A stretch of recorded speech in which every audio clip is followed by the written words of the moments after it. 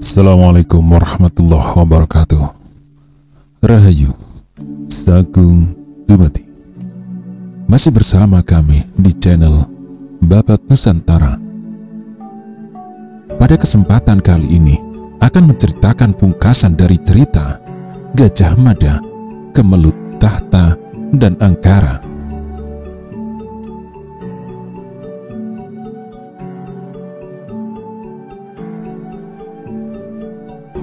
Lalu di belakang Raden Panji Rukmamurti, seorang pendukungnya diberlakukan sangat khusus. Orang itu barangkali sangat berbahaya hingga diberlakukan khusus. Tidak hanya tangannya yang diikat, tetapi kakinya juga. Gajah Mada yang memulai sidang untuk mengadili para petualang itu, namun perhatiannya tersita oleh derap kuda yang berpacu kencang. Derap dua ekor kuda itu sungguh sangat kencang dan mencuri perhatian siapapun. Gajah Mada harus menunda apa yang akan dikerjakan karena kuda itu berwarna putih.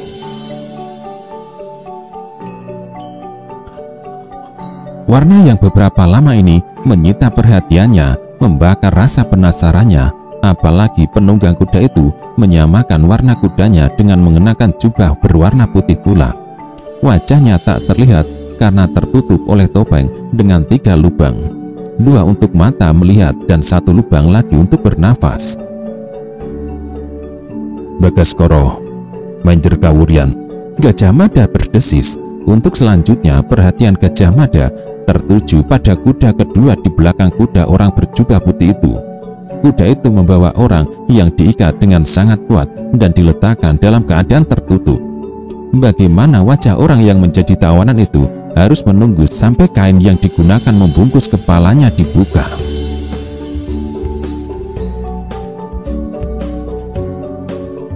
Dua kuda yang datang itu langsung menerobos masuk, menyibak orang-orang yang bergerombol.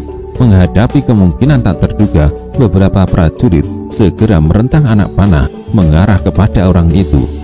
Akan tetapi Gajah Mada mengangkat tangan mencegahnya. Tanpa basa-basi, orang yang berjubah itu menurunkan barang bawaannya. Tubuh terikat dengan kepala tertutup kain itu diturunkan di depan patih daha Gajah Mada.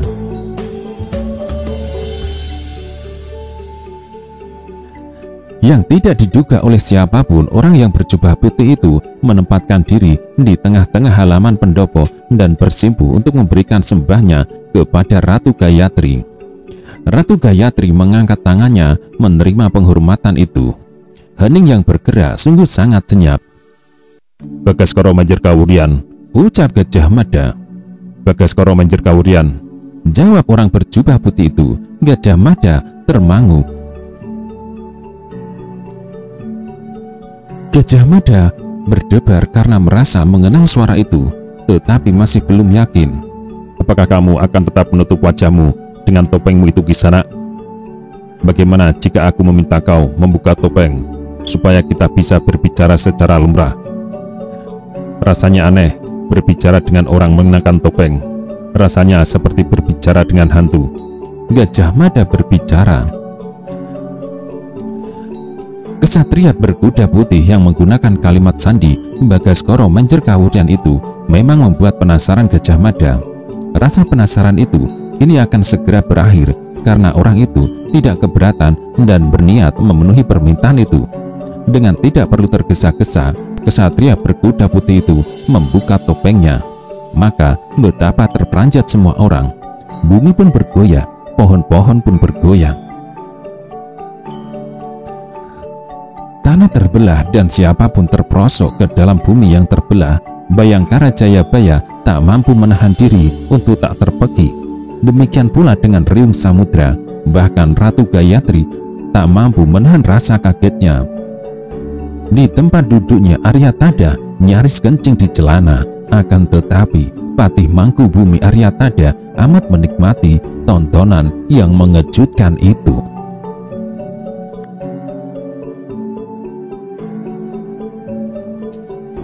Kamu sudah siman Gajah Enggon? Gajah Mada memecah keheningan. Senopati Gajah Enggon, pimpinan pasukan Bayangkara yang baru datang itu dengan segera mengumbar senyumannya dan melambaikan tangan kepada Bayangkara, anak buahnya yang menyambut lambaian itu dengan hingar-bingar. Para Bayangkara dilibas rasa takjub dan bagi menyaksikan sebuah keajaiban. Setidaknya dalam 2 hari semua sudah cemas memikirkan nasib Gajah Enggon yang pingsan. Kecemasan itu bakal sampai pada kemungkinan Gajah Enggon yang terkena hantaman batu di kepalanya tak akan siuman lagi, mati.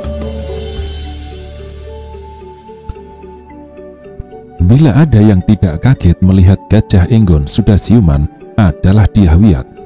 Rasa terkejutnya telah lewat. Terjadi beberapa saat sebelumnya di pasar Daksina. Orang berkuda putih yang menunggu dan kemudian berbicara dengan Pradabasu di pasar Daksina adalah Gajah Enggon.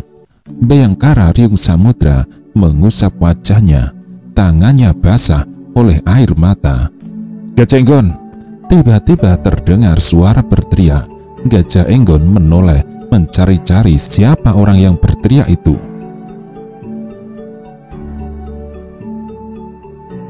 Kau gila Gajah Enggon, akan kubunuh kau. Para Bayangkara tertawa bergelak-gelak melihat Macan Liwung, orang yang melontarkan ancaman pembunuhan sambil mengacungkan pedang itu. Macan Liwung tak mampu menutupi matanya yang berleleran air mata. Gajah Enggon yang dikira pingsan itu ternyata sudah lama siuman. Bahkan Gajah Mada ikut terkecoh sampai berlepotan. Di tempatnya, Dyah Wiyat ikut tersenyum menikmati kegembiraan yang datangnya tiba-tiba dan tak terduga itu. Sementara itu, Raden Kudamerta belum bisa meredakan diri dari terbelalak. Di tempatnya berdiri, Raden Cakradara memegang tangan istrinya makin erat. Waktulah yang kemudian melarutkan keadaan itu. Jadi, kamu yang membunuh Anjar Langse? Bertanya Gajah Mada. Ya, jawab Gajah Enggon tegas. Kubunuh Anjar Langse karena berencana membunuhku menggunakan racun. Anjar Langse akan melakukan itu atas kehendak Ra Kembar. Gajah Mada makin memperlebar senyum. Gajah Mada benar-benar merasa senang melihat kehadiran Gajah Enggon kembali ke kancah pengabdian pada bangsa dan negaranya. Di tempatnya berdiri Gagak Bongol yang memegang tangan Prajaka melambaikan tangan. Patidaha Gajah Mada lalu mengalihkan perhatiannya pada onggokan orang yang di bawah Gajah Enggon. Gajah Enggon bergegas mendahului membuka kain yang menutup wajah orang itu dan menghadapkan wajahnya kepada Gajah Mada. Boleh jadi Gajah Mada terkejut, namun ada seorang di antara yang hadir itu yang lebih terkejut. Orang itu adalah Raden Kudamerta. Ia benar-benar terperanjat. Hantaman palu Alukoro serasa menghajar dan membelah dadanya. Atau ayunan batu sebesar kepalan menghajar keningnya. Siapa orang ini? Tanya Gajah Mada. Panji Wirodopo, jawab Gajah Enggon. Sejengkal setelah Raden Kudamerta terbelalak, Gajah Mada terkejut. Raden Kudamerta yang kaget bergegas mendekat untuk memastikan orang itu benar-benar Panji Wirodopo yang dikira telah mati. Raden Kudamerta mendadak merasa tengah dadanya nyeri. Ulu hatinya bagai diremas. Beberapa jenak Raden Kudamerta bahkan mengalami kesulitan bernafas.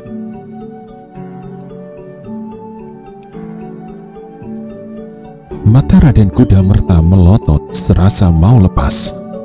Paman Panji Wirodopo, apa arti semua ini, Paman?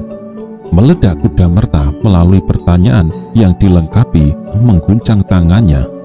Namun Panji Wirodopo tidak mampu membuka mulut. Panji Wirodopo benar-benar pucat dan tak menyangka nasibnya akan berakhir buruk. Adalah Ratu Gayatri yang tak mampu menahan diri.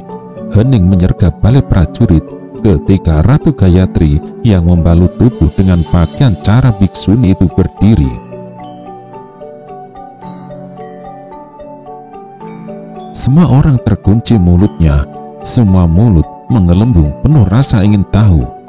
para prajurit yang bertugas mengawal Ratu Gayatri menempatkan diri mengawal di kiri, kanan, belakang, dan beberapa berjongkok membelakangi ratu. Amat siaga menjaga keamanannya.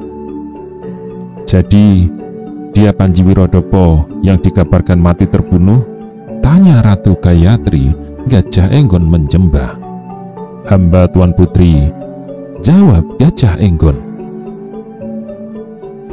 Orang ini menggunakan nama Panji Wirodopo yang bukan nama sebenarnya, karena di balik nama Panji Wirodopo ada nama Brahma Ratbumi yang lenyap lebih dari 10 tahun bersamaan sejak Mahapati dihukum mati. Panji Wirodopo juga menggunakan nama lain Rangsang Kumuda. Ini orangnya dalam semua kekacauan itu. Meski merupakan jawaban, namun jawaban itu masih menyisakan pertanyaan yang sulit untuk dipahami. Jika Panji Wirodopo adalah pendukung Raden Kudamerta, kali ini Mahapati Aryatada yang bangkit memecah keheningan. Mengapa ia mematikan diri sendiri? Mengapa ia membunuhi pendukung Raden Kudamerta, bahkan berencana membunuh Raden Kudamerta melalui lemparan pisau itu? Pertanyaan Mahapati Mangkubumi Aryatada itulah sebenarnya yang akan dilontarkan Raden Kudamerta. Sungguh, ulah pamannya itu tak bisa dinalar dan sulit diterima akal. Raden Kudamerta meraba dada kirinya yang masih terasa nyeri. "Kenapa paman?" Raden Kudamerta menekan. "Kenapa paman melakukan semua itu? Kenapa paman bahkan merencanakan pembunuhan atas diriku? Untuk apa paman melakukan semua itu?" Panji Wirodopo tidak menjawab dan tak berniat menjawab. Adalah Raden Cakradara yang berdiri bersebelahan dengan istrinya, merasa ulu hatinya nyeri sekali.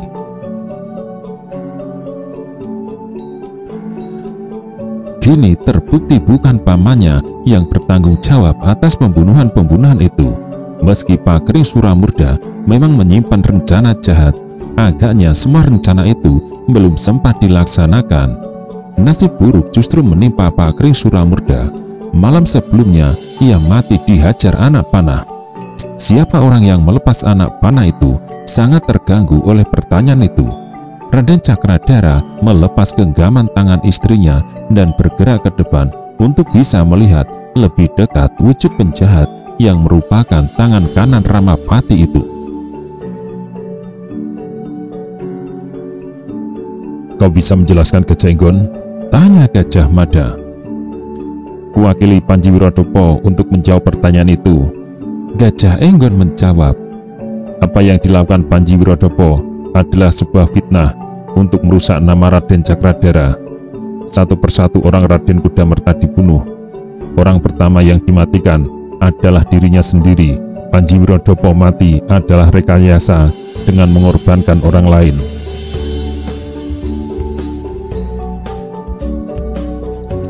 Orang itu didandani tidak ubahnya Panji Wirodopo, lalu dibunuh, disusul oleh kematian berikutnya dan berikutnya, yang semua adalah orang-orang Raden Kudamerta. Dengan pembunuhan-pembunuhan itu, maka semua orang akan mengarahkan pandangan ke Raden Cakradara sebagai pelakunya. Dengan menghancurkan nama Raden Cakradara, orang ini berharap terbuka peluang bagi Raden Kudamerta untuk menjadi raja.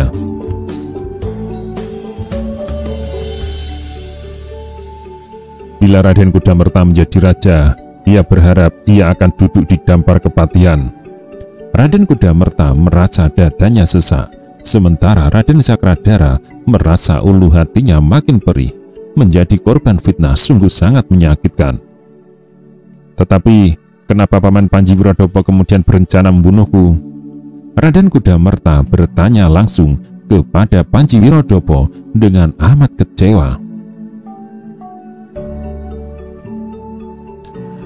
Pertanyaan itu rupanya mengusik Panji Wirodopo. Orang itu berusaha bangkit untuk memberikan jawaban. Gajah Mada menolong Panji Wirodopo untuk berdiri. "Aku tidak menyuruh Rubaya untuk membunuhmu, Raden," jawabnya. Aku yakin Rubaya mampu melukaimu tanpa membunuhmu. Tugas itu yang aku berikan kepada Rubaya. Rubaya mempunyai kemampuan bidik yang luar biasa. Jika aku minta untuk hanya melukai dan jangan sampai mengenai jantung, itulah yang dilakukan. Ia telah melaksanakan tugasnya dengan baik. Hanya sayang ia tertangkap. Agar Rubaya tidak banyak bicara, kubunuh dia. Raden Kudamerta remuk. Kegilaan Panji Wirodopo ternyata bergerak terlalu jauh. Sebaliknya, betapa mendidih isi dada Raden Cakradara. Dengan nafas tersengal, Raden Cakradara menempatkan diri berdiri di depan Panji Wirodopo. Kau yang semalam membunuh Paman Pakring Suramurda? Pembunuhan atas Pakring Suramurda yang terjadi di Padas Payung memang membuat Gajah Mada bertanya-tanya, siapa pelakunya? Gajah Mada ikut menunggu lelaki tua itu menjawab. Panji Wirodopo tiba-tiba tertawa terkekeh. Apa beda antara aku, Panji Wirodopo, dengan Pakring Suramurda, Raden? Jawab Panji Wirodopo. Di belakang Raden Kudamerta, ada aku yang berusaha keras menempatkan Raden Kudamerta untuk bisa menggapai kegayuhannya. Lalu di belakangmu ada Pakring Suramurda yang menyimpan cita-cita yang sama seperti aku. Apa akan kusembunyikan rencana-rencana pamanmu seolah tak pernah terjadi?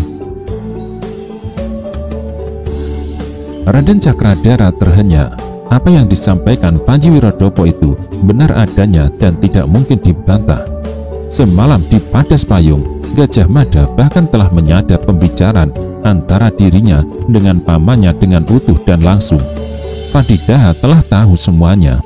Gajah Mada berjalan mondar-mandir. Perhatiannya kini tertuju kepada Raden Panji Rukmamurti.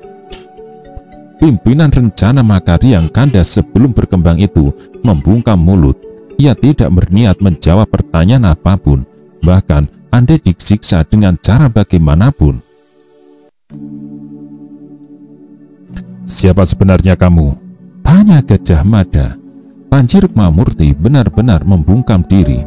Gajah Mada yang berjalan mengintarinya hanya dilirik. Saat Gajah Mada memandang wajahnya dari depan, Panji Rukmamurti membuang wajah. Tidak mau berbicara? Tanya Gajah Mada. Gajah Mada terpancing kemarahannya, namun tidak mungkin ia lampiaskan di depan Ibu Ratu. Wajah Panji Rukmamurti yang dihitamkan itu juga menumbuhkan rasa penasaran. Wajah macam apa yang terlihat andai jelaga hitam itu dibersihkan?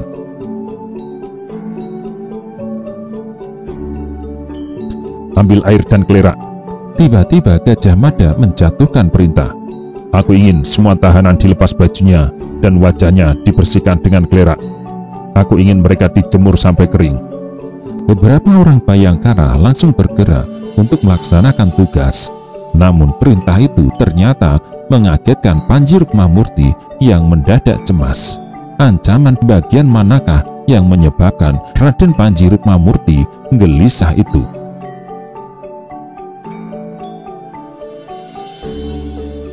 Aku akan berbicara, aku akan mengaku siapa aku, tetapi jangan lepas bajuku, jawab Panji Rukmamurti dengan gugup. Ucapan Panji Rukmamurti mengagetkan. Gajah Mada mengerutkan kening sambil berpikir keras. Gajah Mada termangu. Dengan mata setengah terpincing, Patidaha Gajah Mada memperhatikan tawanan di depannya, memperhatikan dari kepala sampai ke ujung kakinya, memperhatikan bentuk kuku dan dadanya. Kau perempuan rupanya? Tanya Gajah Mada. Ya, jawab Panji Rukmamurti dengan suara serak. Walau lirik jawaban itu terdengar jelas, jawaban Panji Rukmamurti itu mengagetkan semua yang hadir. Namun lebih khusus anak buahnya yang terkejut.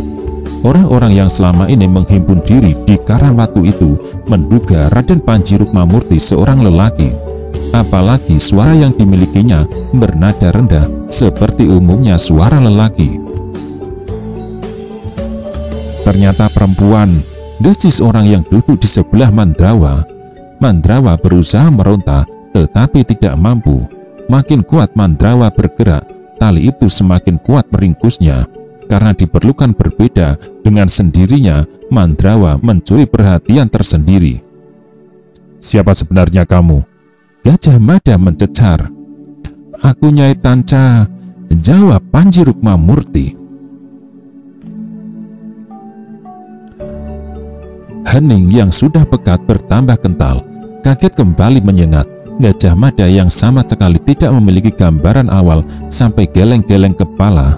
Tidak secuil pun Gajah Mada menduga orang jadi roh dari gerombolan itu ternyata Nyai Tanca.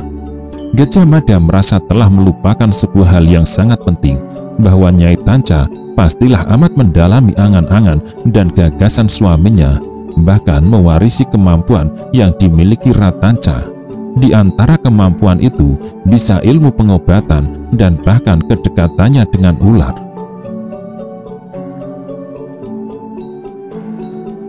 Ratanca ahli racun dan menggunakan berbagai jenis ular. Lambang yang digunakan buah maja yang dibelit ular. "Dan ular itu, jadi kamu yang mengirim ular dalam keranjang itu?" bertanya seseorang. Seseorang itu tampil ke depan. Sungguh Gajah Mada terkejut, sangat terkejut malah. Membayangkan pun tak pernah. Akan tetapi dengan segera Gajah Mada bisa mengenali orang itu adalah Dyahwiyat Raja Dewi Maharajasa. Patidah Gajah Mada menguncal-kuncal mata. Dengan terbelalak ia memastikan perempuan jelek dengan gigi hitam itu memang Dyahwiyat adanya.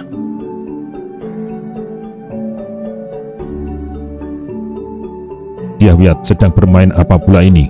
Gajah Mada mengeluh dalam hati. Ratu Gayatri terperangah. Ratu Gayatri boleh jadi tak mengenali penampilan anaknya, tetapi tidak dengan suaranya. Suara Dyahwiyat adalah suara yang amat ia kenali. Selebihnya semua orang yang hadir tanpa terkecuali sulit memahami bagaimana mungkin Sekar Kedaton malih rupa demikian jelek.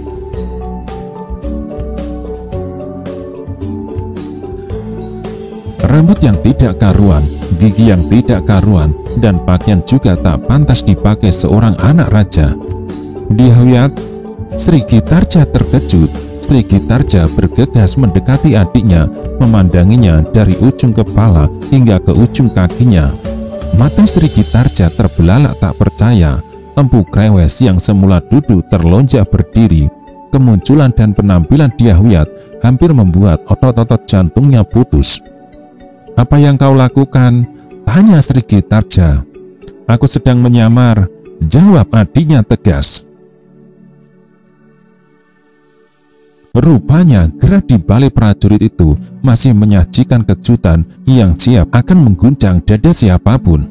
Tak seorang pun yang berani berbicara, tak seorang pun yang berkedip. Semua mata memandang perempuan berpakaian kumal dengan gigi tampak keropos kehitam-hitaman yang ternyata Dyahwiyat. Semua orang memang layak terkejut melihat perubahan wujud Dyahwiyat yang terkenal kecantikannya. Tiba-tiba kini Sekar Kedaton Istana Giri itu muncul dengan wujud buruk sekali.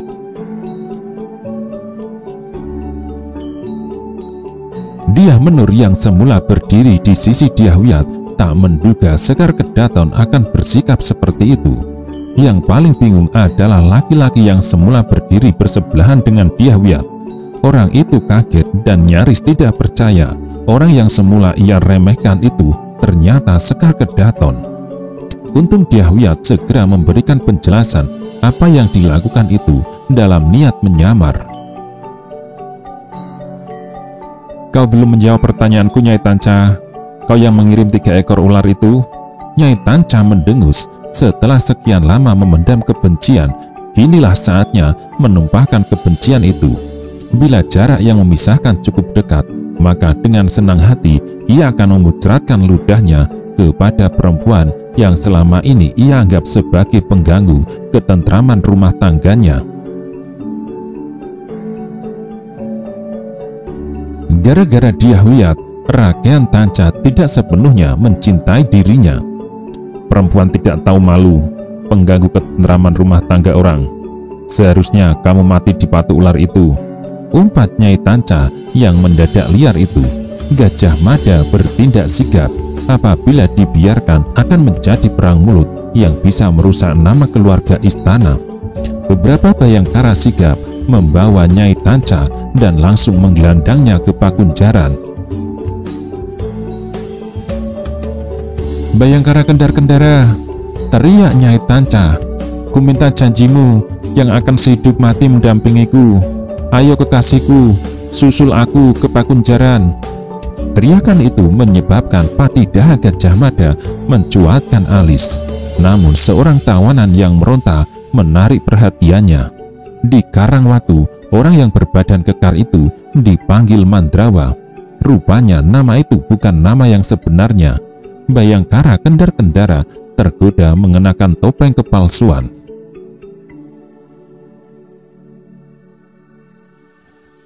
Di balik namanya sekarang ada nama yang lain, Mandrawa.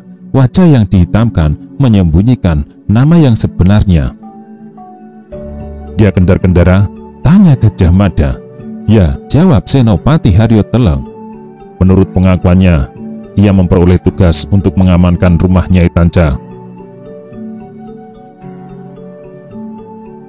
Akan tetapi, yang terjadi kemudian ia justru menempatkan diri menjadi kaki tangan Nyai Tanca." Gajah Enggon mengepalkan tangannya, namun Gajah Enggon yang kecewa itu harus menahan diri. Ia tidak boleh melampiaskan kemarahan di depan Ibu Ratu. Akan tetapi tidak demikian dengan Bayangkara Jayabaya. 2 kali ayunan tangan Jayabaya menghajar perut Kendar-Kendara hingga terhenyak. "Jebloskan dia ke penjara sampai busuk," teriak Jayabaya. Tuntas sudah, setidaknya demikian Gajah Mada merasa. Semua teka-teki kini telah ditemukan jawabnya. Kaitan rangkaian kejadian dengan masing-masing pelaku juga sudah jelas. Ke depan para pengadil mulai dari adiaksa sampai hakim yang harus menuntaskan sisanya. Akan tetapi ternyata masih belum bagi Ibu Ratu yang terganggu pertanyaan yang mengganjal hatinya. Persoalan itu telah menjadi desas-desus perbincangan orang.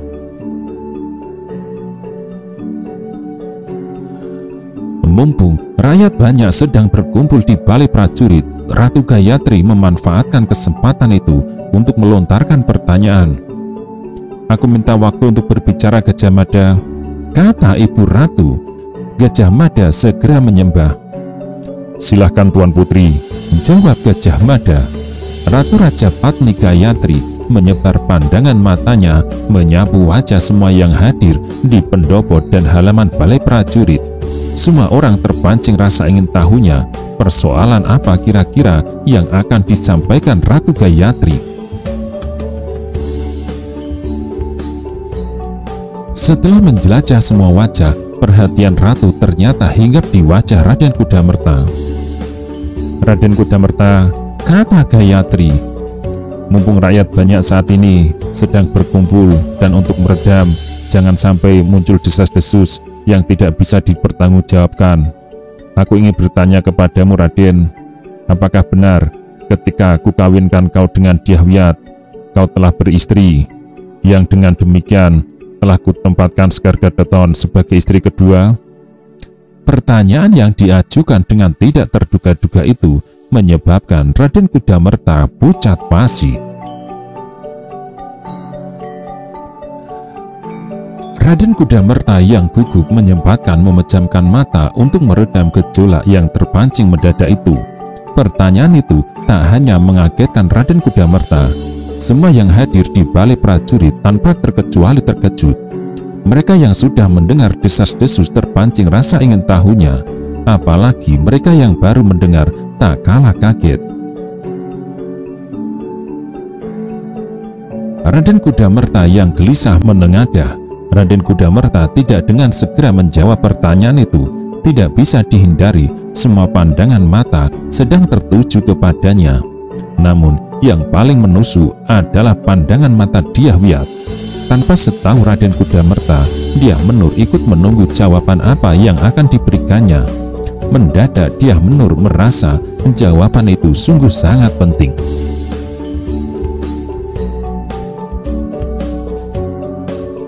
Jawaban yang sedang ditunggu yang nantinya akan menjadi salah satu dari banyak pertimbangan dalam mengambil keputusan. Dyah Menur amat ingin tahu apakah Raden Kudamerta benar-benar sosok yang layak dibanggakan atau bukan. "Hamba belum pernah mengawini siapapun, Tuan Putri," jawab Kudamerta dengan suara amat tegas. Jawaban itu menyentakan segar kedaton Dyah Wiyat, Raja Dewi Maharajasa. Jelas Raden Kudamerta menyampaikan hal yang sama sekali tidak benar. Gajah Mada juga terkejut karena Raden Kudamerta memberikan jawaban yang tak sesuai dengan kenyataan. Namun rupanya jawaban itu sudah cukup bagi Ibu Ratu yang tidak merasa perlu mengejar dengan pertanyaan yang lain. Patidah Gajah Mada yang berpikir keras kemudian tersenyum.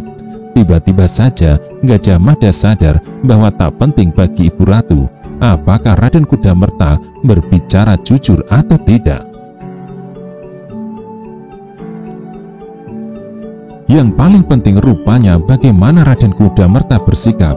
Dengan jawaban itu berarti Raden Kudamerta harus menempatkan Maharajasa sebagai satu-satunya istri tanpa ada perempuan lain sebagai istri yang lain.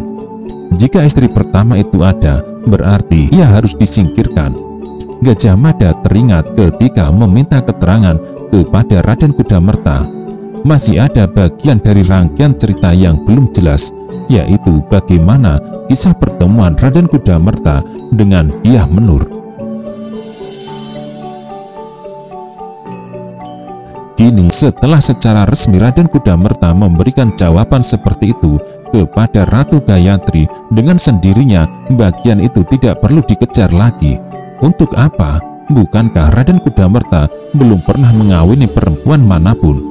Bagi Dyah Menur Sekar Tanjung, jawaban suaminya telah membimbingnya ke mana harus melangkah.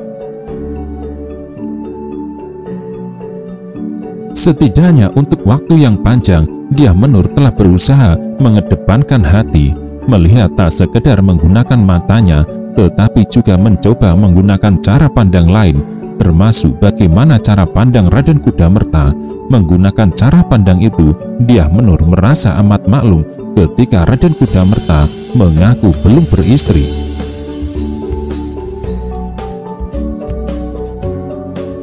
Dyah Menur Sekar Tanjung telah siap untuk mengalah, dan itulah yang akan dilakukan Raden Kudamerta. Hanya punya satu pilihan, menempatkan Sekar Kedaton sebagai istrinya. Artinya, itu sama halnya dengan tak mungkin menempatkan nama Dyah Menur Sekar Tanjung sebagai istri pertama.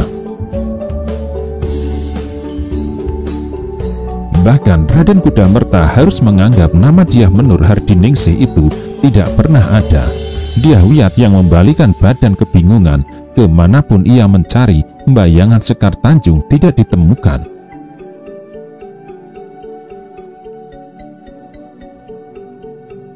Boleh dikata kepanikan Gagak Bongol dan kepanikan Dyah Wiyat di siang bolong itu jelas berbeda.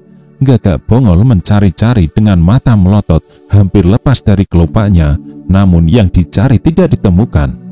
Gagak Bongol layak khawatir jika sang Prajaka sampai hilang. Pradabasu pasti tidak akan memaafkan. "Kamu melihat Prajaka?" Gagak Bongol bertanya kepada salah seorang laki-laki yang ikut menyaksikan kesibukan yang terjadi di balai prajurit.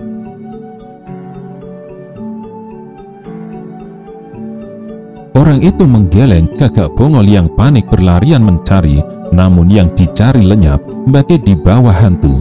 Gagak Bongol berputar-putar sambil menyapu dengan tatapan matanya, namun Prajaka lenyap, benar-benar lenyap. Kemana bocah itu? Atau jangan-jangan ada yang membawanya pergi dengan diam-diam? Kalau hilang bocah itu, Pradabasu benar-benar akan membunuhku. Balai prajurit kembali sepi. Gagak Bongol seharusnya kembali ke Antawulan untuk memimpin kerja besar yang dipercayakan kepadanya. Namun hilangnya bocah Langsak sang Prajaka yang kini menjadi anak angkatnya menyebabkan Gagak Bongol harus mendahulukan mencarinya. Beruntunglah Gagak Bongol karena Senopati Gajah Enggon mendatanginya dengan langkah lebar. "Kamu kebingungan mencari apa?" tanya Gajah Enggon. Betapa cemas Gagak Bongol terbaca dari wajahnya. "Aku kehilangan sang Prajaka," jawabnya. Melihat Gagak Bongol bingung karena kehilangan tidak menyebabkan Gajah Enggon ikut bingung. Senyumnya malah lebar. Gagak Bongol mengerutkan dahi. "Pradabasu menitipkan ini untukmu," kata Gajah Enggon sambil menyerahkan lembar rontal yang dipegangnya.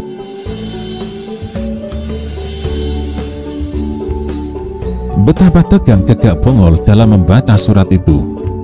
"Aku sangat berterima kasih telah kau jaga anakku," Pradabasu berkata di dalam surat yang ditulisnya. "Kini tiba saatnya aku meminta kembali sang Prajaka. Untuk selanjutnya, mari kita lupakan apa yang telah terjadi di masa lalu." Gagak Bongol langsung lunglai. Udara yang dihirup bagai belum mencukupi paru-parunya. "Anak itu sudah diserahkan kepadaku dan aku mulai menyukainya. Mengapa ia meminta kembali?" Gagak Bongol meledakkan isi dadanya. Gajah Mada yang mendekat tidak memberi sumbangan pendapat apapun. "Sudahlah," kata Senopati Enggon. "Pradabasu mungkin hanya sedang memberi pelajaran kepadamu. Jika Pradabasu mengambil kembali anaknya, itu karena anak itu memang miliknya, maka wajar kalau ia meminta kembali." Gagak Bongol mengalami kesulitan untuk menerima keadaan itu.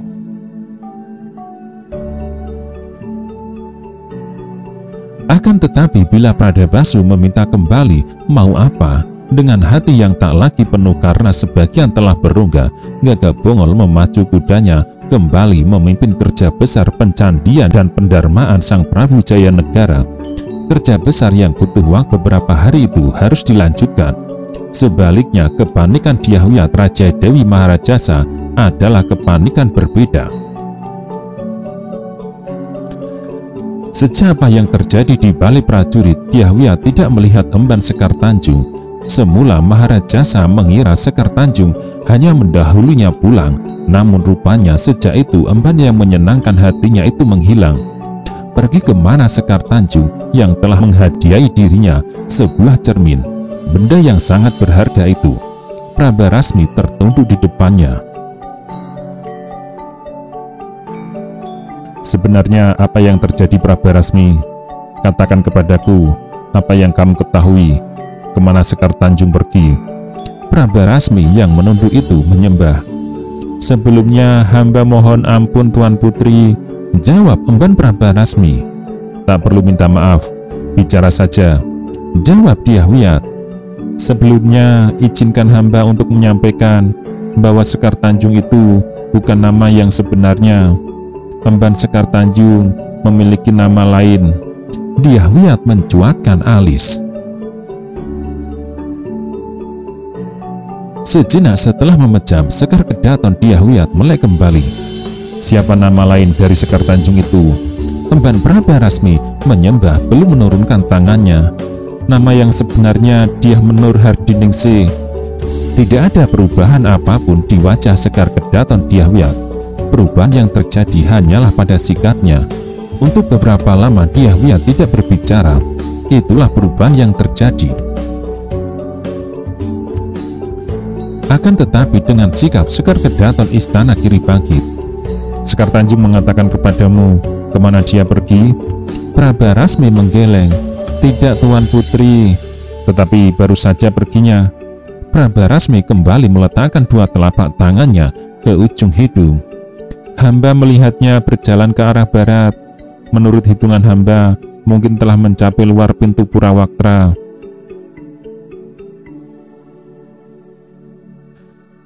Dyahwiyat merasa amat tak tenang yang diterjemahkan perasaan itu dengan berjalan mondar-mandir sambil menimbang-nimbang. Manakala sebuah pilihan telah diambil, dengan segera Dyahwiyat bersikap. "Pergilah, tinggalkan aku sendiri," ucapnya. Diusir dengan terang-terangan seperti itu mendorong Prabarasmi untuk segera beringsut pergi. Dyahwiyat yang masuk ke dalam biliknya beberapa saat kemudian telah keluar lagi dengan dandanan berbeda. Raden Kudamerta yang datang tertegun melihat penampilan istrinya dengan berdandan seperti laki-laki, berarti Dyahwiyat akan berkuda. "Akan kemana?" Bertanya Raden Kudamerta, Dyahwiyat belum mampu menjawab dan berbicara dengan suaminya karena masih terhalang oleh rasa canggung. Raden Kudamerta hanya bisa menghela tarikan nafas berat. Beberapa hari setelah perkawinannya berjalan, masih tetap belum terbuka hubungan pembicaraan.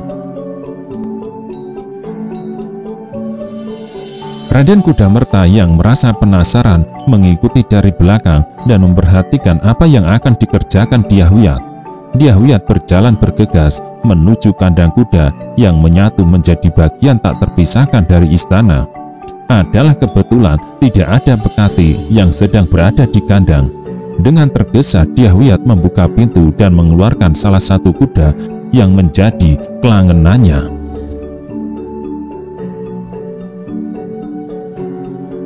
Sejenak setelah itu terdengar suara kuda dipacu keluar halaman dan membelok ke jalan menuju arah Purawaktra. Para prajurit yang berjaga tak berprasangka apapun terhadap siapa penunggang kuda itu. Demikian juga ketika Dyahwiyat melintas pintu gerbang Purawaktra. Tak seorang pun prajurit yang bertugas menjadi gerbang memperhatikan siapa yang duduk di atas pelana.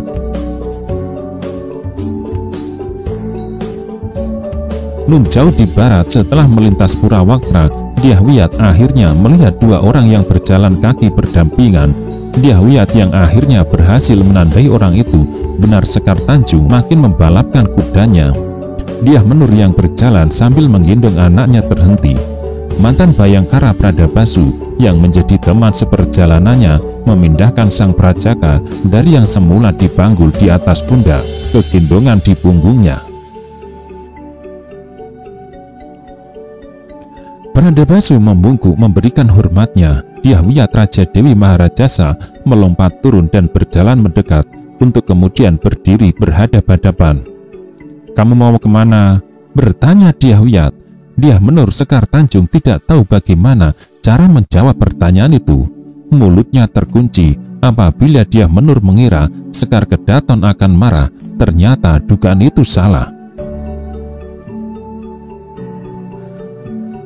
Maharajasa mendekat sambil memperhatikan bayi dalam pelukan Dyahmenur.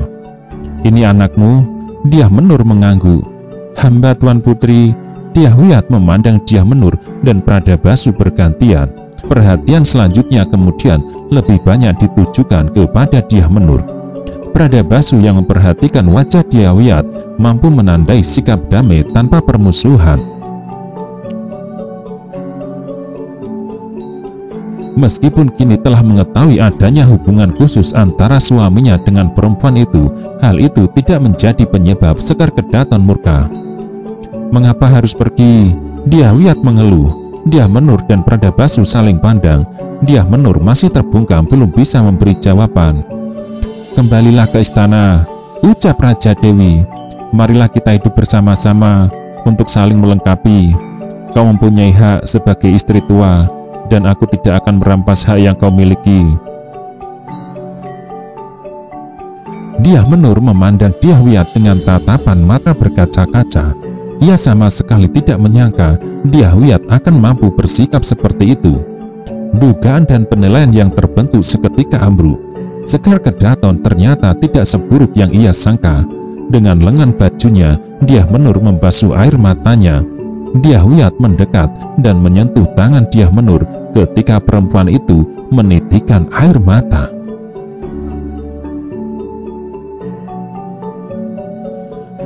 "Hamba tidak paham dengan apa yang Tuan Putri katakan," ucapnya lirih.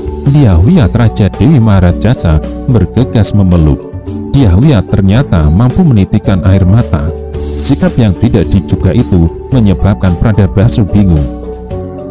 "Apa yang aku inginkan sudah jelas, Sekar Tanjung," kata Dyahwiyat. "Aku sama sekali tidak keberatan suamiku memiliki istri lain selain diriku. Kembalilah ke istana dan marilah untuk selalu berdekatan denganku." Tawaran itu sungguh menggoda, namun Dyahmenur bergeming bersikuku dengan keputusannya. Adalah Raden Kudamerta yang datang menyusul terheran-heran melihat dua orang perempuan yang masing-masing adalah istrinya itu saling berpelukan begitu kuat. Dyahmenur menangis sesunggukan di pelukan Maharajasa yang juga menangis sesunggukan. Dua perempuan itu membutuhkan waktu lebih lama untuk saling berbagi. Bagaikan tercekik leher Sriwijaya Rajasa Sang Apanji Wahningyon, Raden Kudamerta tidak mampu berbicara ketika melihat dua perempuan itu akhirnya saling melepas pelukan. Meski Dyahwiyat Raja Dewi Maharajasa telah meminta, Dyah Menur Hardiningsih memiliki alasan untuk bersikuku dengan keputusan yang diambilnya. Dyah Menur sebenarnya punya kesempatan untuk melihat wajah kekasih hati yang dicintai, namun tidak diraihnya kesempatan itu. Dyah Menur berbalik dengan memejamkan mata.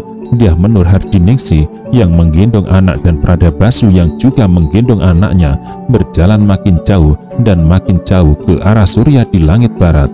Dan sang waktu sebagaimana kodratnya akan mengantarkan kemanapun mereka melangkah. Sang waktu pula yang menggilas semua peristiwa menjadi masa lalu.